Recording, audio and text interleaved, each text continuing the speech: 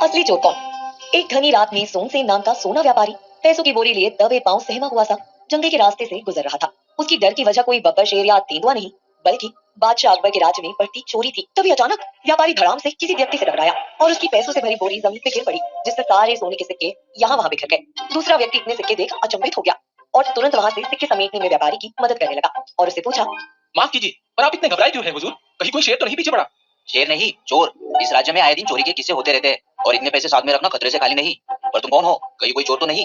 नहीं नहीं, चोर होता तो कब का आपके पैसे लेकर फरार हो गया होता। मैं तो केवल एक पर्यटक हूँ जो इस घनी रात में सर छुपाने के लिए एक छत ढूंढ रहा हूँ, पर तभी आपको काफी चिंतित दिखा। अगर आप कहीं अकेले जाने में घबरा रहे हो तो क्यों ना मैं आपको ठिकाने लगाऊं। क्या मतलब? मेरा मतलब आपको आपके ठिकाने तक छोड़ाऊं।